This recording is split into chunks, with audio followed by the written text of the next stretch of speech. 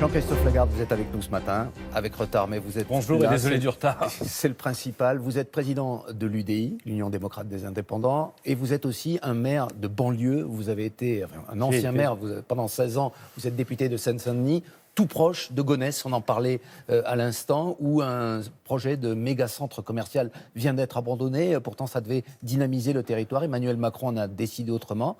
Qu'est-ce que vous en pensez ? Il a raison, parce que l'heure n'est plus aux centres commerciaux gigantesques. On voit bien à Aubervilliers, le millénaire, qui est un énorme centre commercial, bien plus petit que ce qui était prévu, qui ne fonctionne pas. En revanche, sur ce triangle de Gonesse, il y a, me semble-t-il, un formidable projet à porter en créant, à côté de l'aéroport du Bourget, du musée de l'air et de l'espace, qui devrait être l'équivalent de ce qu'on connaît à Washington, un grand centre européen de l'espace et de l'aéronautique. Et surtout qu'on est au pied de l'endroit où on va construire de quoi accueillir les 10 000 journalistes qui viendront pour les Jeux Olympiques. Abandonner un projet qui était une erreur, c'est une bonne chose, mais il faut construire un autre projet. Mais au-delà de ça, au-delà de cet exemple précis, est-ce que justement ériger des centres commerciaux, c'est la solution pour finalement aller dans des territoires qui se considèrent souvent comme déconsidérés ou défavorisés ? Non, je pense que c'est la solution de facilité. Et d'ailleurs, on voit bien que les Français, les consommateurs, nous-mêmes, on n'adhère plus à ces espèces de gigantesques trucs un peu américains, etc. Et que de plus en plus, ce sont les malls. Ce sont les commerces de centre-ville, les petites unités commerciales qui fonctionnent mieux.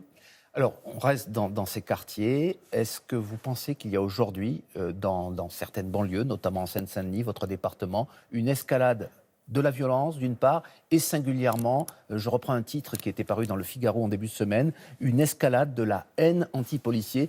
Ce titre avait été publié après ce qui s'est passé à Chanteloup-les-Vignes dimanche dernier. Vous avez raison de séparer les deux. Une escalade de la violence, non, il y a toujours eu des tensions. Il ne faut pas confondre ce qui se passe avec Chanteloup-les-Vignes avec l'ensemble des banlieues de France. Et bien souvent, c'est un problème ponctuel, très, très quartier, si j'ose dire. Une escalade de la haine anti-policière, oui, clairement oui.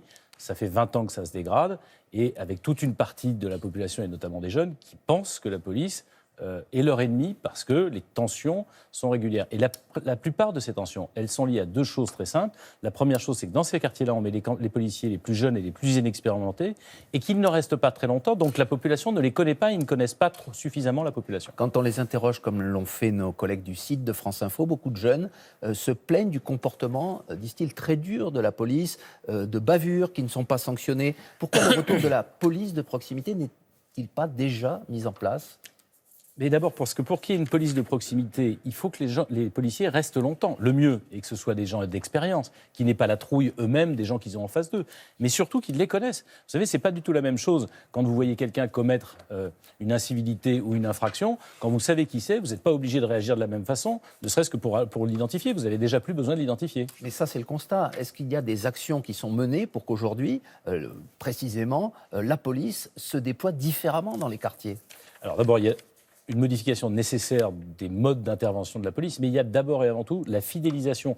Si un policier est là et a vu grandir un gamin à 6 ans et qu'il le voit faire une bêtise à 17 ans, le comportement du gamin et le comportement du policier ne sera pas le même. Donc c'est en rémunérant mieux des policiers qui restent dans les quartiers difficiles, c'est en attirant ceux qui ont plus d'expérience qu'on arrivera à améliorer les relations entre la police. Est-ce que vous craignez de nouvelles exactions ? Est-ce que vous voyez ce phénomène vraiment grandir aujourd'hui et vous avez donc une inquiétude particulière ? Depuis 2005, c'est un fantasme permanent, et moi j'ai toujours la même réponse. On ne peut pas savoir si un jour ça explosera. En 2005, il y avait à la fois des propos politiques et une tension. Là, il existe des tensions. Je ne peux pas vous dire si ça explosera ou pas.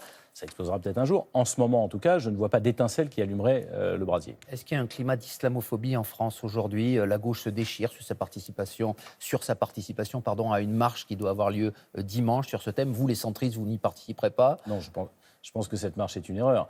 Et je ne prendrai pas le terme d'islamophobie parce qu'une partie d'intégristes musulmans utilise le terme islamophobie pour essayer d'imposer politiquement des lois musulmanes à la République. Mais il y a une crainte de la majorité des Français vis-à-vis de l'islam. Et en cela, ils se trompent. D'abord parce que la religion musulmane, que la plupart des Français ne connaissent pas, n'est pas ce que veulent en faire les intégristes. 95% des musulmans français vivent parfaitement intégrés en respectant les lois de la République, en acceptant que les lois de la République sont supérieures aux lois religieuses, etc.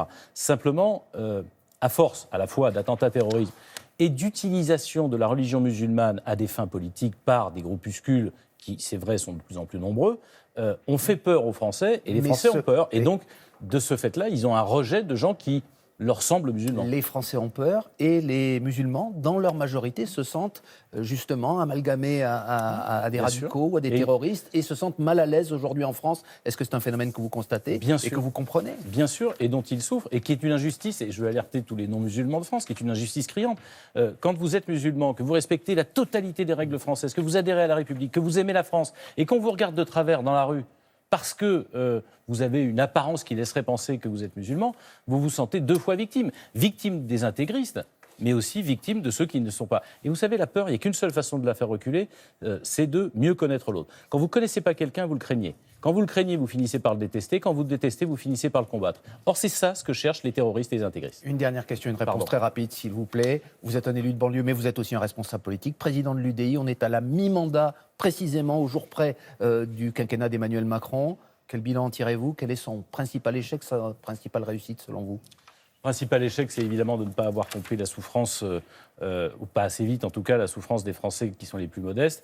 La principale réussite, c'est sans doute la réforme qu'il a faite au niveau du CP, des cours préparatoires dans les quartiers difficiles, parce que là, on note de vraies progressions scolaires.